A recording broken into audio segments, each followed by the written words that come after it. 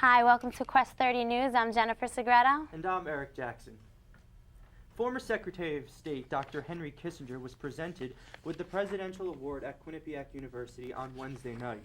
He spoke before a large crowd in Alumni Hall about the recent events of September 11th. Kissinger also discussed the fact that the attacks were not related to the Pearl Harbor incident, as many people had originally thought.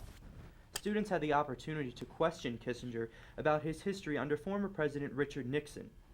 Dr. Kissinger said, quote, "The American foreign policy is not perfect, yet there is no excuse for terrorism." Many people agreed with his opinions as he won a standing ovation. The award was presented to Dr. Kissinger by Quinnipiac President John Leahy.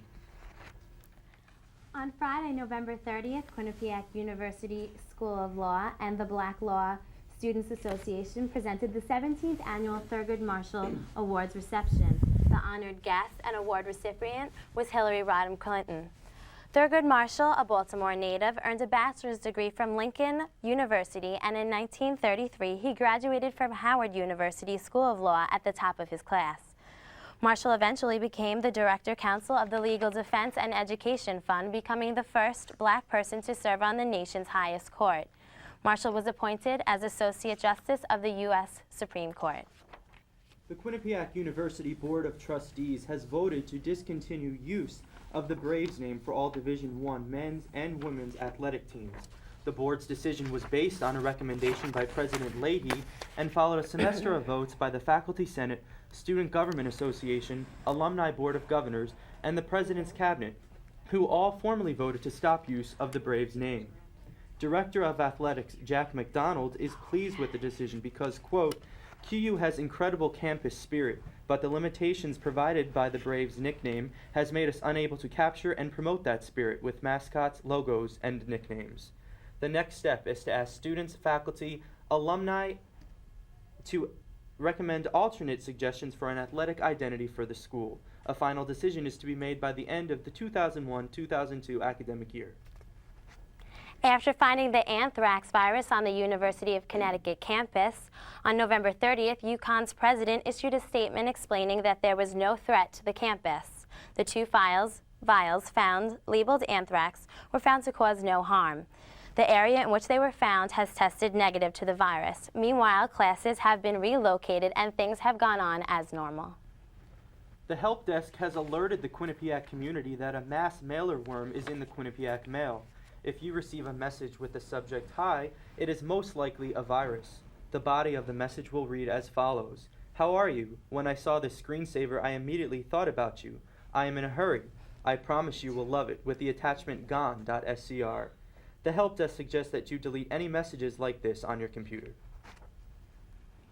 Professor Mahmoud Mansour-Puri, chairman of Quinnipiac's Political Science Department, was interviewed by Mass Communications Professor Paul Janich on November 27th on the topic of Islam in the modern world. When asked about how we should go about analyzing the pulse of those in the Middle East, Professor Mansour-Puri said that we should go right down to the street level and talk to the people of nations like Iran and Saudi Arabia, not taking for granted what governments may be saying. He also noted that there is a need to change foreign policy, as our government tends to ignore oppressive regimes if they were on friendly terms with the United States. If you'd like to watch this interview in its entirety, it will air right here on Quest 30. The program has also aired on WQUN, WQAQ, and on local cable access. And Chris Levy is here with Quinnipiac Sports. Chris. Thanks, Eric. It was a big weekend in QU Sports, and here are some highlights. First, in basketball. Last Thursday, Quinnipiac's Bill Romano was the man of the night when he scored his 1,000th point in a 94-64 romp by QU over Long Island University. Romano was the first player in Quinnipiac's history to accomplish this feat strictly at the Division I level. On Saturday, however, Quinnipiac was not as fortunate as they fell to St. Francis of New York, 75-71. It was a valiant effort for QU, however, which held the lead most of the game. In women's basketball, Tarisha Sanchez, Katie Caputi, and Sarah Esdor all scored in double figures as the Quinnipiac University women's basketball team defeated Army on Sunday afternoon 61-57. The girls improved their mark to 3-3 and will face Monmouth on Wednesday night. The hockey teams also had a good weekend here at QU. On Saturday, Brian Herbert recorded a goal and an assist, and goaltender Jamie Holden stopped 27 shots, as Quinnipiac's hockey team earned a hard-fought 3-1 win over Canisius on Saturday night at the Northford Ice Pavilion. The guys' team prepares for a huge Hockey East matchup against Providence on Friday. The game is at 7 o'clock at Schneider Arena in Providence. The women's ice hockey team got their first win over a Division I opponent over the weekend when the girls beat the University of Minnesota and Mankato. Laura Megenhire scored the winning goal and goaltender Mel Cortamachi stopped 33 shots. And last but not least, the Quinnipiac University has awarded their Athletes of the Month for November. The winners were sophomore women's basketball forward Sarah Esdor and senior men's hockey forward Ryan Olson. Both had great months. Back to you guys. Thank you very much, Chris. This past weekend, the Quinnipiac Dance Company performed Born in the USA. Their performance included songs and dance styles which are reflective of America's past and present. The numbers range from classics like the Charleston to a tribute to America's King of Pop, Michael Jackson, which included the artist's best-known songs such as Thriller and Smooth Criminal. Other portions of the show called to recognition some more contemporary artists such as NSYNC, Britney Spears, and Alicia Keys. The company will be performing another show in the spring. New York City's Mayor Rudolph Giuliani is a huge hit amongst New York voters, according to a recent Quinnipiac University poll. With an approval rating of 89% and a disapproval rating of only 8%, it's obvious recent events have brought the mayor to his full glory as a political leader. New Yorkers are also prepared to keep on their current governor, George Pataki, for the long run. 78% of voters approve of Pataki's work, and public opinion shows him beating both of his opponents for governor in 2002 by a margin of 2-1. The poll yielded an 82% approval rating for President Bush also. The Quinnipiac Polling Institute will be wrapping up its 2001 season with its first ever national poll. We'll be looking forward to hearing from the Institute. Right now we have Marissa Corris with us with the weather report. We've been having some strange weather these past few days. We have some great graphics with this, some new ones, so here's Marissa. Thank you.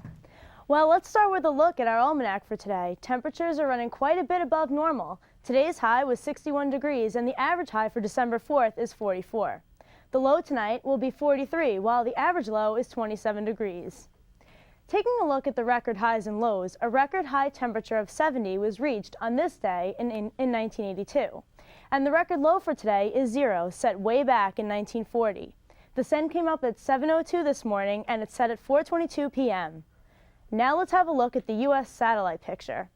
A cold front moving across the region will bring us scattered showers on Thursday and Thursday night. Another system moving through the southwest tonight may cause some problems for us by late in the weekend. And now here's your 5-day forecast.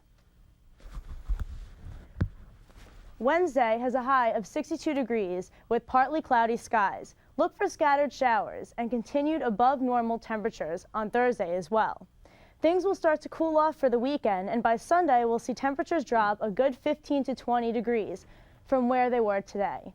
However, the mercury will rebound and we'll be seeing temperatures in the 60s again for next week. You might be asking how long this warm wave is going to last. Well, it looks like there is no real end in sight. Back to you, Jen and Eric. Thank you, Marissa. Final exams will be given the week of Monday, December 10th. The final exam schedule is posted on the Quinnipiac website under Academics. Schedules are also available in the registrar's office and the dean's office of each school. Students are not expected to take more than 2 exams in a day. If a student does have 3 exams, the departmental exam must be taken. Makeup exams will be given Friday, December 14th from 3:30 to 5:30 in Alumni Hall. Final grades will be available starting December 12th at www.getgrades.com or by calling 1-800-528-3398. Students can call up to 8 times and web access is unlimited. The 17th annual undergraduate holiday dinner will take place this week in Alumni Hall. There will be music and Christmas carols. Dinners will be served in 3 separate seatings, and those dinners will be served by faculty and staff. The much anticipated winter break is coming up. Celeste Simmons had a chance to talk to some of the students here at Quinnipiac about their plans over the break.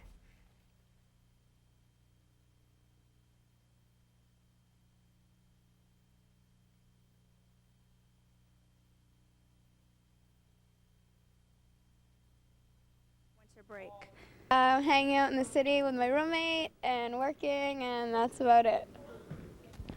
Let's see, over Christmas break, probably doing a lot of skiing, working, gonna go be a rock star in Vegas for a little bit, should be a good time, and pass the mic to Timmy over here. I've got a very busy break coming up. I'm going to Scotland. I'm taking a trip to Scotland for about 2 weeks, visiting some family in Ireland too, and having a merry old time, going to the pubs and drinking, relaxing over the break. This break, I plan on going home and actually spending time with my family, something that I didn't do over the Turkey Day break because I was too busy working and trying to get money so I could pay to go to the school I'm going to. I didn't get any turkey, no stuffing, no potatoes or anything. If you can't tell, I'm extremely bitter about that. So I plan on just going home and going to my annual family Christmas dinner and enjoying myself over break. Really looking forward to it because I can't stand this place anymore. Plan on hanging out with a lot of my friends over Christmas break and, I don't know, have some fun. I plan on visiting my family, going home, probably going skiing, and meeting up with all my friends. I plan on hanging out with my family and my friends who are coming home from college. As you can see, the Quinnipiac student community is very ready for a fun-filled yet restful winter vacation. I'm Celeste Simmons signing off. Back to you at the studio. Thank you very much, Celeste. The school will close for winter break on Friday, December 14th at 5 p.m. Residential Life asks that students do all of the following. Close and lock all windows and doors. Disconnect all appliances. Remove all items from refrigerators and defrost them. Close all shades and drawers. Empty the trash and wash all dirty dishes. If your last final begins before noon, you must leave by 6 p.m. that night. If your last final begins after noon, you must leave by noon the following day. If you have no scheduled exams, you must leave campus by Saturday, December 8th. Students who cannot comply with this policy must get permission from Res Life to stay on campus by December 9th. Irma, Larson, Pearlroth, The Complex, and The Hill will reopen on Saturday, January 19th at 9 a.m. Dana, Troop, The Village, The Ledges, and The Commons will reopen on Sunday, January 20th at 9 a.m. If you have any questions, please contact the Office of Residential Life at extension 8666. Eric, I know you better start cleaning your place up if it's going to be ready by the end of this week.